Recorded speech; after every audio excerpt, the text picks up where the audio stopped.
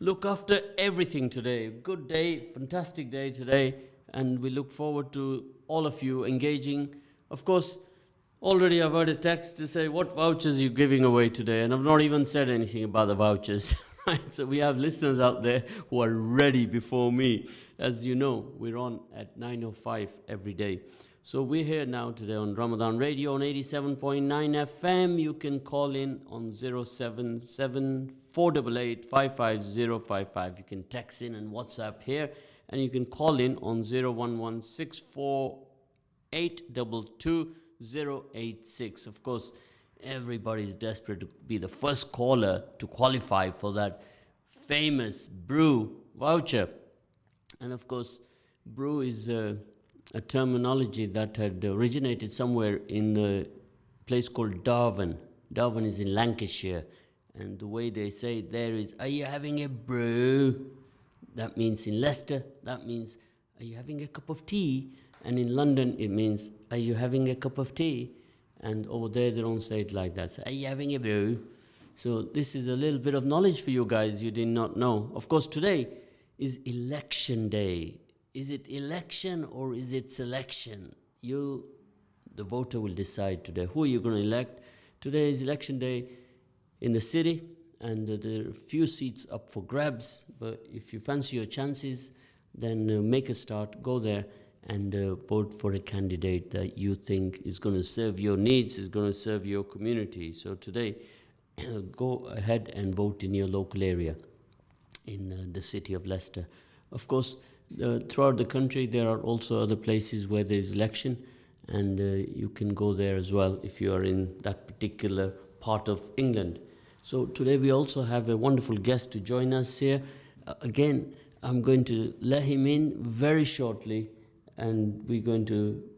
Is our guest arrived? Yes? He's arrived on the express train? Great. So, Assalamu alaikum. Wa alaikum assalam wa rahmatullahi wa barakatuh. Brother Farrakh Rafiq, how are you this morning? Alhamdulillah, by the grace of Allah, I'm in good shape, inshallah. And how is your Ramadan going?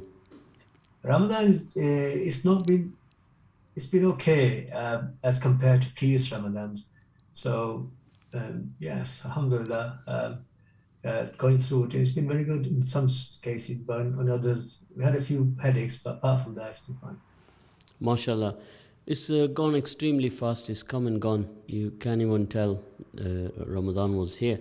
So it's almost the last week now, last few days left now for the last 10 days. And we always remind everybody that every day, alternate days, do sadaqah, do lillah, do zakat, and give to all different organizations in your area or in your country, wherever you're from.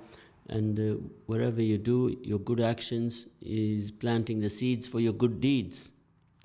And may I say what a wonderful job Ramadan FM is doing in Leicester in achieving some of those goals you set out. So I think it's all about creating a situation for humanity and for Allah's sake. So kudos to you guys, and well done for that. Of course, one of our very interesting projects was the Leicester Hospital Appeal, the Children's Hospital at the Royal Infirmary. And I personally went there, did a tour, a visit, and also saw the room that is actually called Ramadan Radio FM, because this is where we got all the communities together and we raise funds. And it was incredible because all colors, creeds, religions, cultures, traditions were all getting involved. And they were all contributing some money because this is our hospital, and it's high time, Brother Farrakh, that we took care and took ownership of all these institutions in our respective cities. And yeah, I think that's a key point that you made, because I'm always keen on starting with locals. It's better like when you give charity starts with the home, with your relations, your friends who can't ask. Yeah, so this is the hukam, right? This is what we're supposed to do. So we should. I know there are great many projects outside, and a lot of NGOs engaged in various countries, right? But I think our farz and our duty starts with the locality, and I think you're doing a great job. Well done. Of course, ownership inclusion and diversity is what our program is about today. So I want you all to get involved and learn many things that we did not know before. And we're on a journey of knowledge, a little bit of KIP. Knowledge is power. Brother Farrakh, would you agree with that? Absolutely. But power has to be channeled and controlled in the right way. Otherwise, it can go out of control. So yes, knowledge with power and control is the key. Of course, and this is what our program today, we're going to discuss with Brother Farrakh about diversity and inclusion. So, Brother Farrakh, first of all, I would like you to introduce yourself and give us an introduction about you, what you do. Here on the radio, we call it what, where, when, how. Okay, so my profession I'll is... just stop you there a minute because we've just got a call there for the brew voucher, I think this person wants. So let's hear him out and then we'll carry on, yeah? Sure. Bear with us and Okay, listen no in. problem. Assalamu alaikum. Oh, walaikum salam, Zaid. How are you? I'm very good, my brother, this morning. I recognize that voice. MashaAllah, you've just qualified for the famous brew voucher this morning. And after Ramadan, you'll be able to go there with your shoulders wide, walk proud into that shop, and you flash that voucher to them, and they will recognize it, and they will know that this is another Radio Ramadan client, and they will look after you. Inshallah. Inshallah. So, how are you this morning, my brother? Yeah, Alhamdulillah. Abdul Osman, as you mentioned, I was listening to your program this morning and I heard that you mentioned that there are elections. So just to let people in Leicester know, there is also a by-election in North Evington, which I'm standing in. So I just like our Muslim brothers and sisters who are listening in to give us their full support, inshallah. Well, actually, you know, we have all listeners here now. This Radio Ramadan has gone past there that we are only reaching out to the Muslim community. We are reaching to humanity. We're reaching out to humanity now, but mashallah. And you are standing there and you'll be there at exactly which polling booth can you be? I'm standing in North Evington for the Conservative Party as a Conservative candidate. And the polling booths, we've got 5 polling booths. One is St. Barnabas Library. The other one is Coleman Lodge. Then we've got Brighton Neighbourhood Centre. Then we've got the Sacred So Heart we got an issue here this year. We've discovered here that we are suffering from an I don't have a clue fever in the city, right? So explain to our listeners exactly the areas, the postal codes that you are responsible for. Well, yeah, majority of the postal code is LE5. If you live in the LE5 area, that's where you're voting. So there are also the Police Crime Commissioner election taking part in Leicester, Leicestershire and Rutland. I see. But in North Evington especially, where around Green Lane Road, Uppingham Road, Charnwood Estate, parts of the Northfield, and also along St. Saviour's Road at the top, and Coleman Road. Okay. So all of those areas, if you live in the LE5 area, you'd be eligible to vote for the North Evington by-election. But the rest of the place in Leicester taking place are the Police Crime Commissioner election. I see.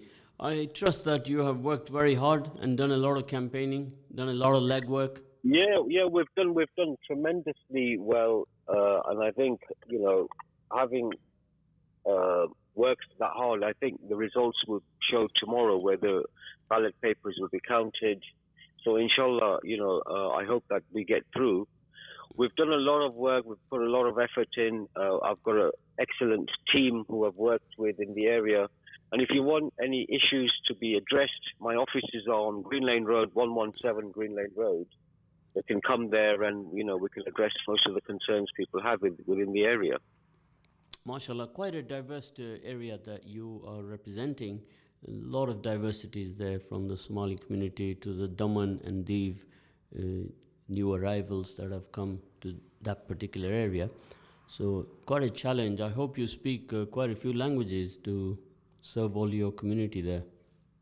Well, I've knowing the area, you have to reflect the languages. People do speak various languages within the area. Yes, we can communicate in any language people would want to. Of course, today Yes, we have a lot. diversity is what our program is all about today. So I know you'll be very busy, but catch up on this particular program because it'll Inshallah, I will. all be relevant to the kind of work that you're going to be doing ahead. And of course, I got to keep reminding you, don't forget, 50 years. 50 years is the time Yeah, that there was a I think- conservative council I think we in need the city. people. You need an opposition in the council, and I think it's time to change and reflect the country where Leicester lives in a bubble with a red brick wall, and I think we need to break that a bit. Of course, you need some serious planning. If you plan to fail, you will fail to plan, you know. And if you fail to plan, you got to plan to fail. So that's how you got to say that very fast and remember that. So I'm going to wish you luck today and du'as. Inshallah. I make du'as for you, and you also make du'as, and everybody out there, Brother Abdul Osman. Thank you for calling us Jazakallah. this morning, and we appreciate your call. Of course, we haven't forgotten the brew voucher, so we'll have to drop it off to you. Or you can visit us at the studio, you know, during the course of the day. Inshallah. Just Yeah, I'll pop do in, pop your head round, and say hello. And whoever is in the hot seat here will also talk to you. Jazakallah khair. Inshallah. Okay, Jazakallah. Okay, Assalamu Jazakallah alaikum khair. wa Wa alaikum rahmatullahi wa barakatuh. Brother Farrakh, I'm still here. well, there you are. You've got a live message there. It's not in your area, but this is what you have to do now. You have to work very hard. No seat comes for free. You have to fight for your seat. And that's what Brother Abdul Osman is doing, and is, of course, also qualified for that famous brew voucher.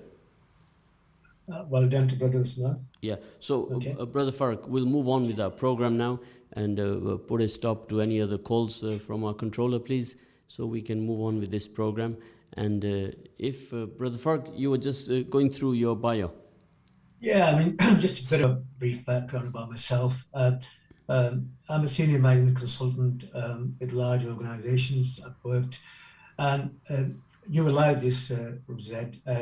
If you like, in a nutshell, I'm very much keen on digital transformation. So this is digital transformation strategies, the front end, which is your business end, backed by technology, which is the back end. So this is technology is all about equipping data centers with power and technology to drive the business. It's all about business, and the power comes from technology behind it. So I've been working all over the Middle East, Africa, and Europe in the last 20 years with large organizations in delivering strategies and solutions to our clients all over the world effectively in realizing their digital dreams and strategies. Outside that, I've had many roles in the EDI, equality, diversity, inclusion, not just in my workplace, but outside too, as well as promoting charity in various organizations, raising funds, and ensuring equality, diversity, and inclusion becomes meaningful within our society as well as the workplace. So that's just a bit of a bio about myself. Of course, quite a wide experience, and working with all these corporates, you would understand the issues of inclusion and diversity more than anybody else. Yeah, I mean, the corporate culture is very tough. You know, there are times where you've really got to battle it through, and that's down to your individual skills and experience. But there are also times where the workplace and the corporate, they need to then ensure, and the most important thing is not positive discrimination, but remove disadvantages, right? Where people, due to various reasons, gender, race, color, whatever, they are not at a disadvantage, and equal footing is available to all its employees. And I don't believe corporate culture is free from discrimination. It still exists. For example, women are still low in terms of payment than men are. This is a fact, backed by data. So there's a lot of work to do, Brother Zed, but inshallah, we're heading in the right direction. Of course, many people, they don't fully understand this part of the corporate structures in various different companies across the board, from your local authorities right up to your larger companies and all institutions, they don't fully quite understand E, D, and I. So if anyone out there who's listening right now, you can ring in straight away and tell us what is your understanding of EDI. And Brother Farrakh, this is so true. I've been asking this question, and really, they don't understand this EDI because they don't deeply look into this subject. So if you can enlighten us on this and define EDI. Okay, so what I had in mind, Brother Zed, was this. Let's start with I'm sure your listeners have been up quite early, so make sure they're awake, fully awake. And I had a bit of a brain teaser, an exercise to start off with, I had in mind. So if I may, I would start with that. Yeah. So what I want our listeners to do is close their eyes and make some certain amount of visualization. This is very important. You've got to visualize this scenario I'm about to broadcast on your worldwide channel here. So imagine this scenario. You're flying to a destination in Europe, let's say Madrid, and you are really late to get into the airport. Rush through the check-in and security, and you rush up the steps and onto the plane, and just before the door shuts, you make it. Out pops the pilot from the cockpit, smiles, and then you go and take your seat. So you made it to your destination, Madrid. The next day you are going to attend the world's biggest tech conference on digital transformation. Yeah. This year, what they've done is they've given the CEO who's had the biggest startup or the most successful startup in the world a platform to do the introduction.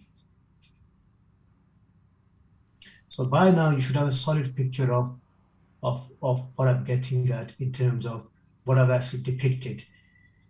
Now you can open your eyes, and I have two questions for you, for yourself and also listeners.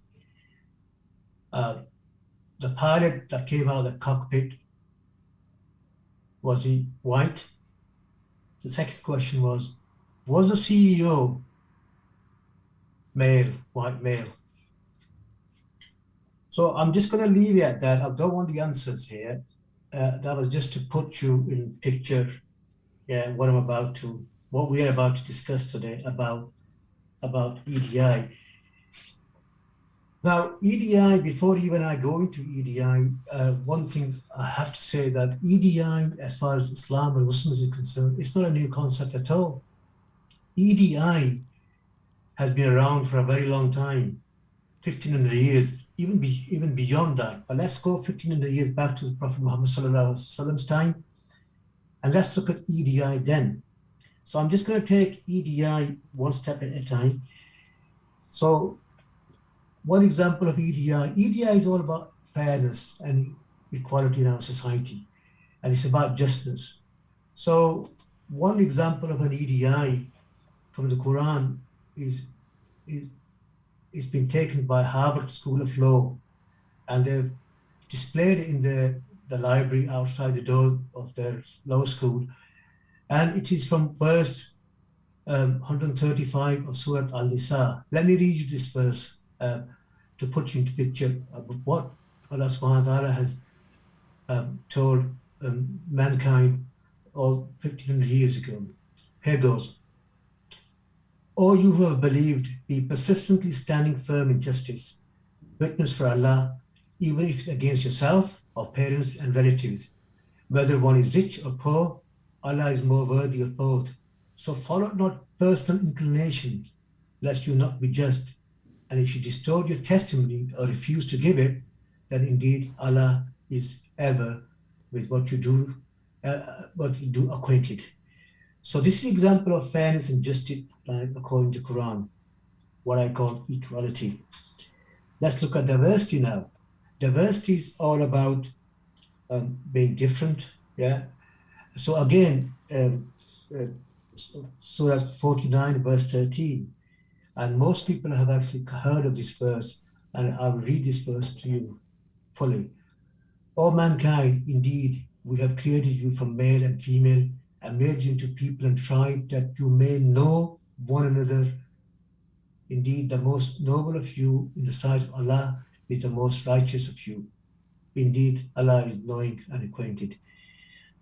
So in this, there are some key words here. It's about Allah has created us into diverse communities and tribes so we can get to know each other. What does get to know each other mean? It's about communication. It's about building relationships, collaboration, and respecting the differences in each other. So again, Quran speaks for itself with regard to diversity. It is incumbent on us, humankind, to not only respect diversity, but to actually promote diversity. Of course, what you're saying here is that the Quran, 1500 years ago, had revealed already the diversity and inclusion and equality issues. So we have to pick up from there and bring it to present day and discuss with you the difference between equality, diversity, and inclusion. Yes. If you can So quickly go through that before we have a break. Okay, so let's go with equality. So I say equality is all about giving equal opportunities. As far as UK is concerned, the Equality Act of 2010, it provides what's called protected characteristics, and there are 9 of them. So you cannot discriminate anybody in this country based on those 9 protected characteristics as far as equality is concerned. Let me list those, what they are. That's age, gender, sexual orientation, race, color, religion, marital status, pregnancy and maternity, and disability. So these are, so any, we know that there are still inequalities between different genders, but you cannot promote anybody or not promote anybody based on any of those characteristics. Very important as far as this country is concerned. So it's all about fairness, isn't it? It's all about fairness. And on this note, when we talk about fairness, like we currently have an election on, and yesterday we mentioned all the candidates, which we are going to do again. Sorry for a little bit of interruption there, because it is an important day today, election day, and we have Asia Gul Muhammad Bora, she's standing for the Green Party. Andrea Burford, she's standing for the Communist Party of Britain. And then we had a call earlier on from Abdul Osman, he introduced himself. Charanjit Singh Sagu is standing for the Independents. And we have David John Haslett for Britain Movement. And Trade Unionist and Socialist Coalition, Kumran Bose. We have Vandevi Pandya, Labour Party, and Asit Soda from the Liberal Democrats. And then you have Raj Solanki from the Reform UK. Now this is what we were talking about right now about inclusion, and we're talking about diversity, and it's all about fairness. So here, the whole country, there's opportunities for all candidates to stand, and even they are with the mainline parties or they are as independents. And a little bit of fairness is very important, isn't it? And we have that, luckily we have that opportunity here in the UK, that we are putting forward a very fair way of electing our candidates. Yes, absolutely. So that's equality. Let me just finish off with diversity inclusion, because there are differences in each sector, or each section, if you like. So diversity is all about difference. Every individual on this planet is different in some shape or form. So it's about respecting the differences within us. Yeah, this is not just about color. It's about all the differences we have. So that's what diversity, and in a way, diversity gives you the freedom to promote human rights, which every individual has the right to be subjected to. Yeah. What is inclusion? So you could have your equality and diversity. Inclusion is all about creating an environment, this beautiful, respected environment where an individual or a group or a society feels not only equal and diverse, but it feels they are respected and they are actively and proactively promoted, if you like, and to be part of the society. So you can have all your diversity and quality, and if the individual or society doesn't feel part of it, then you have failed your EDI objectives, if you like. So that's in a nutshell. These subjects are, of course, people have done, theses and PhDs on them. Yeah, but it's in a nutshell what EDIs are about. Of course, that was very beautifully explained in simple terms by Brother Farrakh Rafiq, and we'll be going for a break very shortly. So, any of the listeners out there, you have any text messages or WhatsApp messages or even a telephone call related to this, then please do call in. So, we're just going to have a little break now from Ramadan Radio 87.9 FM. We'll be back very, very shortly. Jazakallah khair.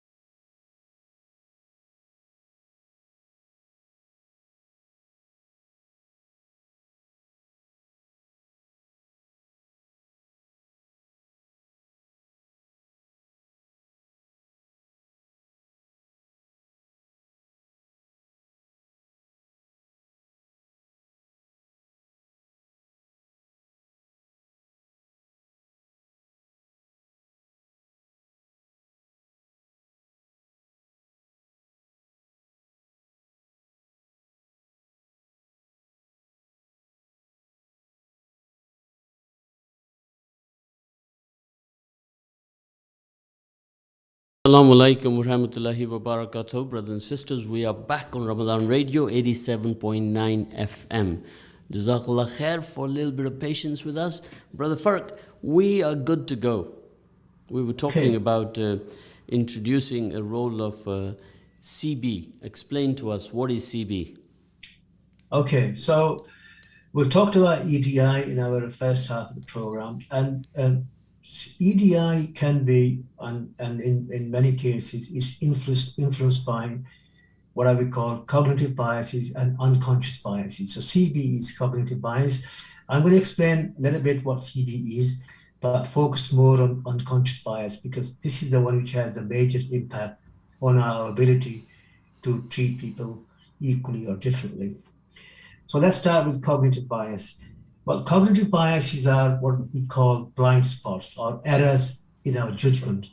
So we think we're making judgmental decisions, but they're not really objective, very subjective, and they're not so much, they're more sort of, it's based on our own, what we call explicit understanding, which is the cognitive part, and the implicit understanding, which is unconscious bias part. So let me give you, I think the best way to describe a cognitive bias is to give you some examples. Incidentally, if you go to Wikipedia and you do a Google on cognitive biases and select Wikipedia, you will find literally dozens and dozens of CBs, cognitive biases. So let me give you some examples of cognitive biases. Let's start with something called confirmation bias. What is a confirmation bias? Well, this refers to the tendency to seek out information in supporting something which we already believe in. So it doesn't matter what somebody else tells you. We've already made a judgment about something, and then what we tend to do, we will ignore, we will listen to, or at least hear what the other party has to say, but we, on balance, we'll tend to ignore it. And so you're saying that if a person has already made up their mind, yes, that is called confirmed bias, and regardless of what you say, they are just going to go along with what they believe. Absolutely. The impact is what's called an ostrich effect. The ostrich effect is burying your head in the sand. You already made your decision, and it doesn't matter what happens, right? You're going to stick to it. So that's an example of one example. The other example is something about in-group bias. This is one which is very much alive in politics, what we call cronyism. So we tend to associate ourselves with people of the like groups or like minds, and we tend to ignore people who don't fit that category. So in a group discussion or in a group conference or a group setting, we tend to stick with our own group. And it doesn't matter what the other group says, right? This leads to what we call in-group bias. This one here, there's another one about self-serving bias. It's about ownership. This you will like because you're very keen on ownership. Yeah. So this is about this is about doing things which are sort of outside our, not doing things which are outside our control. So we tend to blame things which are outside our control and stick to things, right, which we know. We fail to take ownership or responsibility of a situation. Another one is the anchoring bias. This is another good one where we rely too heavily on first information we receive. So you might be listening to an ad or a broadcast or a TV program, and something might click in you where you tend to then make judgment based on the first thing you hear. And as you can imagine, you can ignore all the other, which could be very useful information. And the last example I will give you is status quo bias, which is we tend to keep things, we tend to give preference to current state of things, and we tend not to ignore things which are difficult or we don't accept. So these are what I would call cognitive biases, and they have a major impact, and they're explicit. We are aware of these biases. They are conscious. Of course, I'm also conscious now of the time because we are moving very, very fast, and Okay. I want to address all the issues that we have got to cover today because we only have very little time. So Okay. we're Let me going. just quickly go on to unconscious bias. Unconscious bias can be defined. They are built up in our head. We're not even aware of. Yeah. So they are due to our upbringing, our cultures, the way we are bombarded by the media, etc., etc. And this is where I want to focus mostly on because there's the science behind that, and there's a guy called Daniel Kahneman who did a huge amount of research, and he defined an unconscious bias in two ways. And he actually used some unfortunate words. He called it System 1 and System 2. System 1 is the unconscious bias, and it's all about our ability not to think but be driven by inbuilt stereotypes, images we had. Yeah, and this is a very quick. So when we make a judgment, right, this is very fast, like a RAM of a computer. Yeah, we make quick judgment based on the subconscious or we already aware about. Yeah, and that could be very, very dangerous. Yeah. So whereas the system two approach is slower, more methodical, more logical. Yeah, in terms of the decision making. So this is how he segregated unconscious versus conscious bias in system 1 and system 2.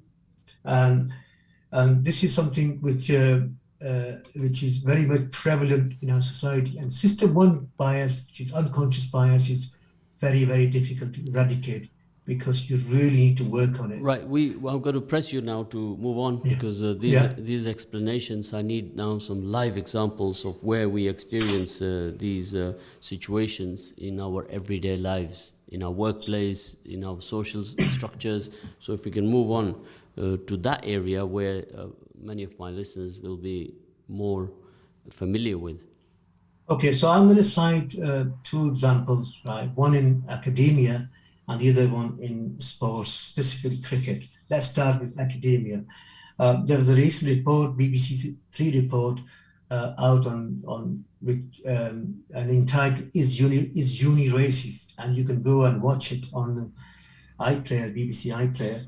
And in there, Professor David Richardson, who is the UK's advisory group on racial harassment, he made a shocking statement. He says, British universities are institutionally racist and more needs to be done to eradicate that level of racism from universities. And this is based on research. I'm not going to go through all the research they've done on it, but it's quite extensive, where they've sent out all the 140 universities in Britain. They sent out some questionnaire, and it's based on that. So let me tell you what's come out of that. The respondents. One in four Black and ethnic have actually experienced racism or racial harassment in universities, and 1 in 20 have actually left the course due to that racial harassment. Let me give you another example. Government's own website, body called HESA, which stands for Higher Education Statistics Agency, is hesa.ac.uk. It's an official data website for the government, and in there, another shocking stat: out of the 23,000 professors in universities, only 155 are blacks. That represents just about 1%. And if you imagine that 1/4 of British postgrads are from ethnic minorities, that's quite a low percentage. From a woman perspective, it also doesn't read very well because only 28% of women hold senior academic level Of course, positions. what Brother Farrakh is demonstrating here is all the facts concerning the misappropriation, representation in our institutions for all our listeners listening in now. So, of course, as I was saying earlier on, we're very conscious of time, and we have a call coming in related to this particular matter. If we will take that on very shortly, Brother Farrakh, if you don't mind. Sure. And time just flies very quick, doesn't it? It does indeed. I can't believe it's 9:45 already. That's right, yeah. And we have issues across the board. Of course, on another day, another time, we can discuss them more in detail. But on the Ramadan radio, so much going on, Brother Farrakh. We have so many things to pack in 30 days. It's unbelievable. We have a call. Assalamu alaikum, brother. Wa alaikum salam, Zed. How are you? Alhamdulillah, alhamdulillah. MashaAllah. Good to see you up and early in the morning, brother. Not as early as you. Yeah. Go on. You're listening in on our topic today about inclusion, diversity, EDI. Yes. And yes, fantastic. First of all, I'd like to say, fantastic show. So even to good Farrakh as well, great show. You know what I mean? Of course, I'd like to sort of make it simple so everybody understands what page we're on, because it's very important. So, Brother Ahmed, if you would like to go ahead and talk to us about why you have called. Well, just going back, you've been talking about institutional racism and all that. I mean, I do a lot with kids in football, and for the last, I've been doing it for 17 years. And what I've noticed, especially in the last 5 years, is there's been a lot of increase in racism, discrimination, and more lately, Islamophobia. You're being attacked for your religion. What are the authorities doing about it? Nothing. It comes down to systematic oppression, I personally think. We just prior to lockdown, we did a football forum at Leicester City Football Club with a lot of the coaches from up and down the country came down. People had experienced, nationally, people have experienced, from the Black and Asian community, have experienced 83% of some form of racism. And locally, this is in Leicestershire, we are looking at 70%. What are the authorities doing about it? It's all about educating people. That's the most important thing. Especially now, you've got this online abuse where professionals are getting abused as well. For them, that's another level. For us, who work at grassroots level, it's ridiculous. Our professional players who are from the ethnic community. Well, black players or Asian players or coaches who are playing either semi-professional or professional level. We're being attacked for the colour of our skin, and all we want to do is play a much-loved sport that we're good at, basically. I understand racism has been there since mankind started. Are we going to get rid of it? No, we're not. But people in authority like the FA, the leagues, can do a lot more. And it's all about educating the next generation. Sorry, go on. Are there any bodies set up to combat this as an alternative? What is the alternative methods on the table? There is a lot of bodies up and down the country. Like in Leicestershire, we've got the Black and Asian Football Forum, which has got quite a few of the major clubs in there, like CFA, Nevada, Highfield Rangers, Leicester Barra. We've got all the Black and Asian clubs together. We're all trying to work together with the authorities. But there is a lot of organisations up and down the country, like you've got Kick It Out, Sure Racism, Red Card. But I don't think that is enough. Personally, I don't think, the governing bodies, yes, they're working with us, but they're not really working with us, because we're at grassroots level. We know what is going on, but are they listening to us? That's the most important thing. Of course, Brother Farrakh has explained the reasons behind it, and explained about conscious bias, unconscious bias, the equality, the diversity, inclusion. And I guess we all have to go to grassroots and understand where it all begins and what the solutions are, because we've been in this country almost 70 years, for example, actively, from the 50s to 2020s. And in 70 years, if we are still discussing the same issues we were discussing previously, and we've made marginal improvements, and we need a lot more. We need to really plan. That's what I can see from listening to you and what Brother Farrakh has been saying. Brother Farrakh, what are your comments on that? Well, I think from a football perspective, I believe football is quite a bit ahead in terms of tackling some of the issues. For example, our brother on the phone, he will know that there's currently the football communities, the organization has clubs that actually boycotted social media, currently. So due to abuse on social media, etc., etc. However, but the question you need to ask, is that enough? It's like people taking the knee. I respect that, but what is the next? Where do we go from there? Now it's just become a fashion icon. Do you know what I Well, I mean? It's don't- just become a fashion icon. Well, I don't think it's never enough, right? So I think there's a heck of a lot of work to do. As Brother Zed has already said, education is key part. But I think in terms of we need to move on from just what I say from the low side, because the low, what companies tend to do is they um, tend to display their characteristics according to the law, but really the organization doesn't change. And I want to see a holistic change, not just change because the law says so. And that requires, and this is what we refer to as systemic changes. You need to break the old processing procedures is very much in evidence. I'll give you an example of cricket. Cricket is a key part of the society. And if you look at cricket is so far behind football in tackling racism and inequalities. You must have heard of cases of Azim Rafiq, John Holder, Ismail Dawood, which have been on Sky, on BBC, on a very prominent cricket website called cricketinfo.com. And they've, Azim Rafiq himself was close to suicide in the way he was treated at Yorkshire. And let's take John Holder, for example. John Holder, did you know that since 1992, and 1992 is a year I remember quite vividly because that's the year Pakistan won the World Cup. In 1992, since 1992 to 2021, there's only ever been one black umpire in cricket. Now that's 29 years. There's something that's wrong somewhere if you're only have one black umpire, right, in cricket.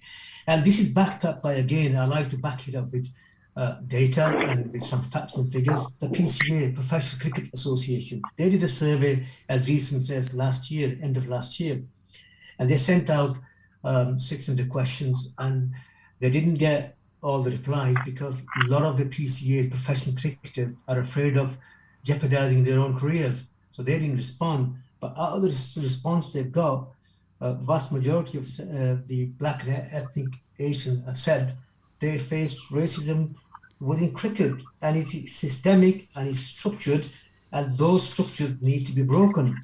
Of course, I'm going to interrupt here because we are mindful of time. And guys, I think going forward, a lot needs to be done, and we have to have a sit on the table with all institutions and all organizations together. And we're going to do this, we have to do it collectively in a position of strength. If everybody is doing it individually, we don't carry enough weight. And we need to do this, and obviously it's a topic where we need discussion another time. Yes. No, I agree with you totally. Like, united together, we stand better chance than everybody doing it individually. That's the most important thing. Definitely, that is a light there. You know, I see a light when we do it like that. So, guys, it's just coming to the end of the program now. I think we're a triangle here, myself, Brother Farrakh, and Brother Ahmed.